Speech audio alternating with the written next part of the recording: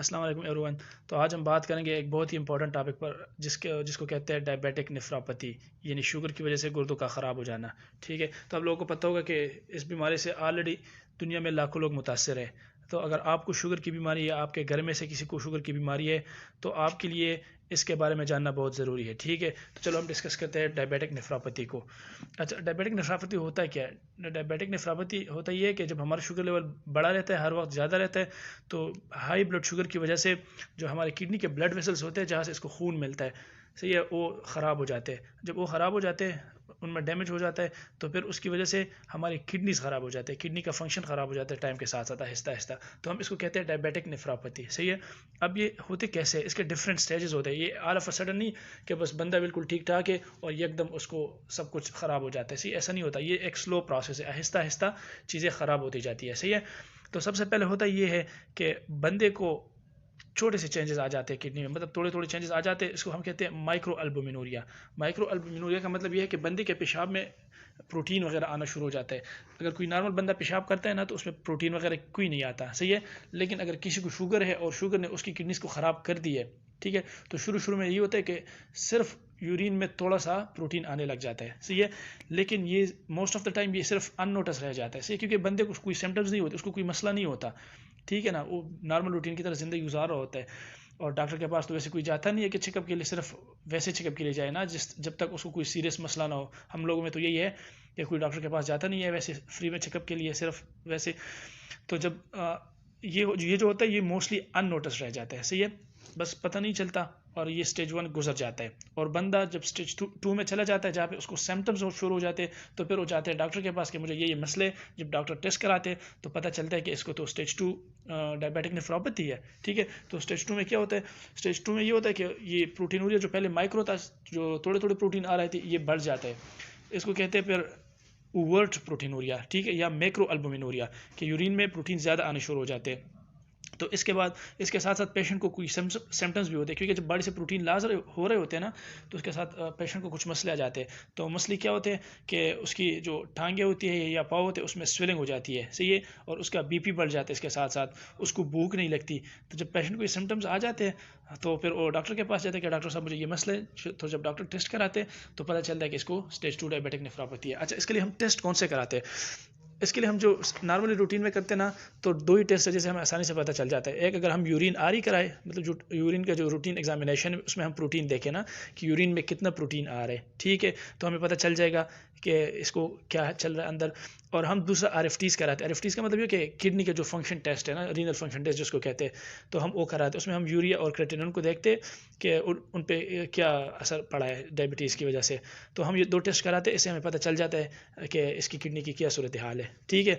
लेकिन अगर इस स्टेज में भी या तो ये कंट्रोल ना हुआ या कोई डॉक्टर के पास नहीं गया, तो ये और भी आगे एडवांस हो जाता है, क्योंकि मैंने बताया था ना कि ये एक प्रोग्रेसिव डिजीज़ है। ये अगर आपने एक दफ़ा मतलब बीच में रोक नहीं लिया ना, तो ये आगे प्रोग्रेस होगा, सही है ना।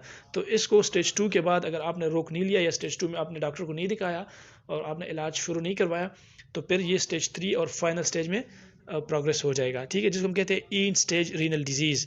इन स्टेज रीनल डिजीज़ में ये होता है कि किडनी का जो फंक्शन होता है ना, वो कम्प्लीटली लॉस हो जाता है। अब किडनी का क्या फंक्शन है? जो किडनी के दो मेन बुनियादी फंक्शन है ना हमारे जिस्म में, दो है। एक होता है इसका कि ये जो हमारी बॉडी में वेस्ट बनते हैं ना, जब हम खाना खाते हैं, जो डिफरेंट चीज़ें खाते हैं, उससे वेस्ट बॉडी में बन जाते हैं, तो ये किडनी उसको फिल्टर कर देता है, ठीक है। तो वो वेस्ट यूरिन में चले जाते हैं और हमारे ब्लड प्योर रह जाता है, सही है। एक इसका फिल्ट्रेशन वाला काम है।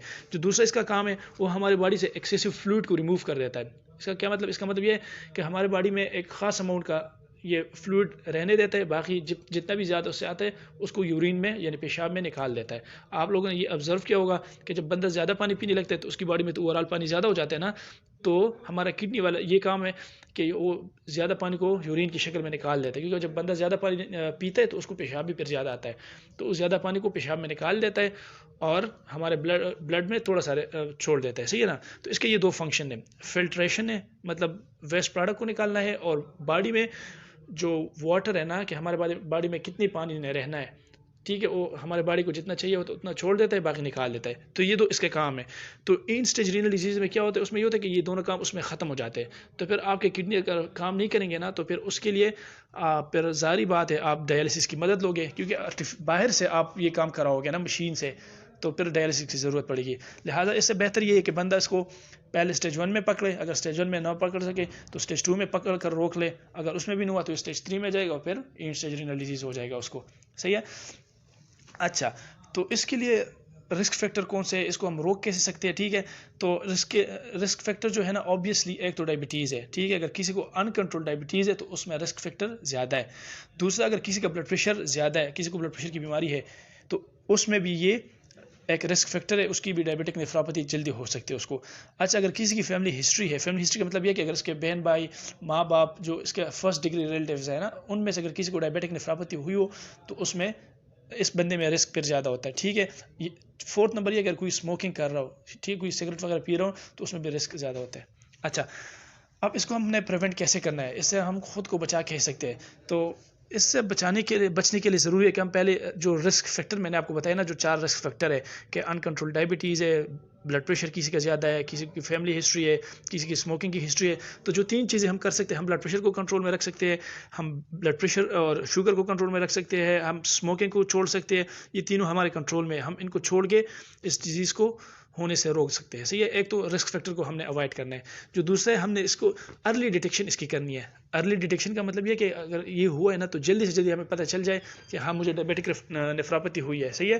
तो हमें पता कैसे चलेगा कि हमने रेगुलरली चेकअप कराना है, और ये जो यूरिन आर के टेस्ट होते हैं और RFTs, ये 2 टेस्ट हमने रेगुलरली कराने हैं। तो इससे हमें पता चलेगा कि नेफ्रोपैथी डेवलप हुई है कि नहीं हुई है। अच्छा, जो तीसरा काम हमने करना है वो है लाइफस्टाइल मॉडिफिकेशन। तो लाइफस्टाइल मॉडिफिकेशन में हमने 3 काम करने हैं। 3 काम बहुत ज़रूरी है। एक तो हेल्दी डाइट लेनी है, रेगुलर एक्सरसाइज करना है और स्मोकिंग को छोड़ देना है। ठीक है। हेल्दी डाइट का क्या मतलब है? हेल्दी डाइट का मतलब यह कि हमने ऐसी डाइट लेना है जिसमें हमारे पास साल्ट्स कम हो, सैचुरेटेड फैट्स उसमें कम हो, उसमें सोडियम कम हो, पोटाशियम कम हो, फास्फोरस कम हो। सही है। और शुगर उसने बिल्कुल भी नहीं लेना। सही है ना, जारी बात है, ये तो डायबिटीज़ की वजह से है, तो उसने शुगर बिल्कुल भी नहीं लेना। तो जो चीज़ें मैंने बताई है, इन चीज़ों का जो सोर्सेज है, उन पर मैं एक अलग वीडियो बनाऊंगा। ठीक है, फिर वो आप देख लो। और एक्सरसाइज इसने रेगुलर करनी है। सही है। स्विमिंग कर सकता है, ये जॉगिंग कर सकता है, रनिंग कर सकता है, वॉकिंग कर सकता है। ठीक है। इसने रेगुलर एक्सरसाइज करना है, एंड ऑब्वियसली इसने स्मोकिंग को छोड़ देना है। सही है। तो ये लाइफस्टाइल मॉडिफिकेशन इसने ज़रूर करना है। जो चौथा काम भी कर सकता है बंदा, तो कुछ मेडिकेशंस होते हैं जो हम इसके लिए यूज़ करते हैं डायबिटिक्स में, इसको हम कहते हैं ACE इनहिबिटर्स। ठीक है। और या इनको ARBs, दूसरे टाइप है, इसको हम ARBs कहते हैं। ये एंटीबायोटिक्स है जिसमें हमारे पास कैप्टोप्रिल, वल्सरटन वगैरह आ जाते हैं ना, तो हम ये ब्लड प्रेशर के लिए मेडिसिन यूज़ होते हैं। ये ACE इनहिबिटर्स और ARBs, ये ब्लड प्रेशर वाले मेडिसिन है, ये हम शुगर वालों को दे देते हैं। सही है। तो ये क्या करते हैं? ये करते हैं कि जो हमारे किडनीज वाले ब्लड वेसल्स है ना, ये उनको डायलेट कर देता है। जब ये डायलेट हो जाते हैं तो किडनी पे प्रेशर कम हो जाता है। जब प्रेशर कम पड़ेगा तो इसके जो डिजीज़ प्रोग्रेशन है ना, ये कम होगा, फिर डिजीज़ जल्दी आगे प्रोग्रेस नहीं होगी। ठीक है। So it was all about diabetic nephropathy. हम इसको हम आगे कंटिन्यू करेंगे, और इस पर मैं और भी वीडियोस बनाऊंगा जिसमें हम डिटेल से एक एक चीज़ को डिस्कस करेंगे।